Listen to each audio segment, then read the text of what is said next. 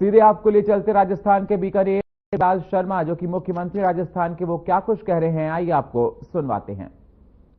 इसके साथ साथ जो हुआ है, देश की सेना और देश के सैनिकों को भी मैं बहुत बहुत बधाई देता हूं। ये पहलगांव की घटना के बाद प्रधानमंत्री ने सिंधु जल समझौता को स्थगित किया। उन्होंने कहा था कि पानी और खून एक साथ नहीं बह सकता। मैं कहना चाहता हूं कि जिस तरह से पाकिस्तान को जवाब मिला है, निश्चित रूप से पूरे देश में नहीं दुनिया में इसकी एक मिसाल बनी है कि जिस तरह से उनको आतंकियों को और उनके ठिकानों को बर्बाद करने का काम किया है। मैं ऑपरेशन सिंदूर के दौरान मैंने सीमावर्ती क्षेत्र के जितने लोगों से बात की, वे देश की बेटियों के न्याय के लिए सीमा पर जाने को तैयार थे। जैसे हमारे पूर्व सैनिक, मैंने सेना के लोगों से भी बात की। क्षेत्र में नागरिकों का जो जज्बा था वो देखने को मिलता था। आज इतनी गर्मी में ये सैलाब जो उमड़ा है, वो इस बात को जाहिर करता है कि राजस्थानवासी प्रधानमंत्री जी की एक झलक पाने को, आपको सुनने के लिए कितने आतुर हैं। मैं माननीय देश के यशस्वी प्रधानमंत्री नरेंद्र मोदी जी के नेतृत्व में कहना चाहता हूं कि आज अमृत भारत स्टेशन स्कीम के तहत पुनर्विकास 103 स्टेशनों के उद्घाटन हुआ है। लेकिन मैं ये भी कहना चाहता हूं कि आज राजस्थान में 26,000 करोड़ रुपए की ऊर्जा परियोजना, राष्ट्रीय राजमार्ग, सड़क, बिजली, पानी, स्वास्थ्य से संबंधित महत्वपूर्ण परियोजनाओं का शिलान्यास और उद्घाटन का लोकार्पण किया जाएगा। इसके लिए मैं माननीय प्रधानमंत्री जी का हृदय से आभार व्यक्त करता हूं। मुझे बताते हुए बहुत प्रसन्नता हो रही कि देश के यशस्वी प्रधानमंत्री नरेंद्र मोदी जी के नेतृत्व में पिछले 1.5 साल में राजस्थान के अंदर 1.5 लाख करोड़ से ज्यादा के विकास कार्यों का लोकार्पण और शिलान्यास किया गया है।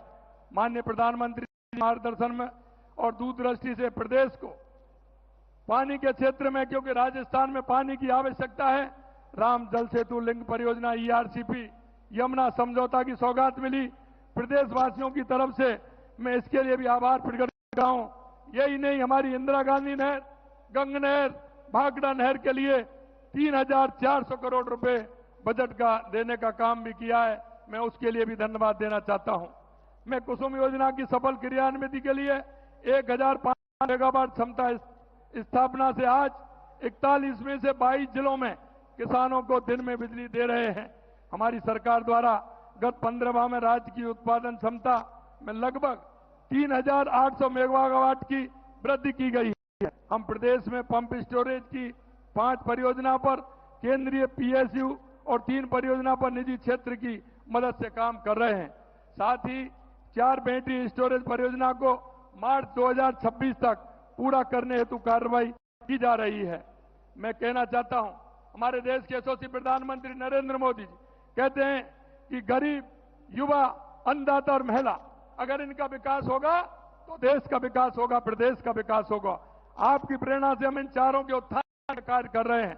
गरीबी मुक्त राजस्थान की परिकल्पना को साकार करने के लिए हमारी सरकार ने पंडित दीनदयाल उपाध्याय गरीबी मुक्ति योजना शुरू की है, जिसके तहत प्रथम चरण में 5,000 गांव के BPL परिवारों को गरीबी रेखा पर लाने के लिए आवश्यक कदम उठाए जा रहे हैं। प्रधानमंत्री आवास योजना में 96,000 से अधिक शहरी व ग्रामीण आवास बनाए गए तथा 5,48,000 से ज्यादा नए आवास स्वीकृत किए गए हैं। मैं इनके लिए भी माननीय प्रधानमंत्री का बहुत बहुत आभार प्रकट करता हूं। आवास विहीन जो BPL, घुमंतु एवं अर्ध घुमंतु परिवारों के व्यक्तियों को 26,000 पट्टे वितरित किए गए हैं। स्वामित्व योजना के तहत प्रदेश में 8 लाख स्वामित्व कार्ड जारी किए गए हैं। हम कहते हैं हमारी अगर महिला का उत्थान होगा तो हमारे प्रदेश और देश का उत्थान होगा। लखपति दीदी योजना में 14 लाख से ज्यादा महिलाओं को प्रशिक्षण प्रदान कर 7,80,000 लखपति दीदी बनाई गई हैं। लाड़ो प्रोत्साहन योजना के तहत 2,30,000 बालिकाओं जन्म पर 1.5 लाख रुपए का सेविंग बॉन्ड उपलब्ध कराया जा रहा है। हमारे किसान के लिए मैं कहना चाहता हूं, जो हमारी योजना है, या बिजली की हो या पानी की हो, हमारे किसान को ध्यान में रखते हुए की हैं। गेहूं के समर्थन मूल्य में बोनस देकर हमने पिछले साल 12 लाख मैट्रिक टन तथा इस वर्ष 17 लाख मैट्रिक टन गेहूं अधिक खरीद की है। किसान सम्मान निधि के 76 लाख से अधिक किसानों को 6,800 रुपए से अधिक की राशि हस्तांतरित की गई है। हमने 4 लाख सरकारी और निजी 6 लाख रोजगार देने का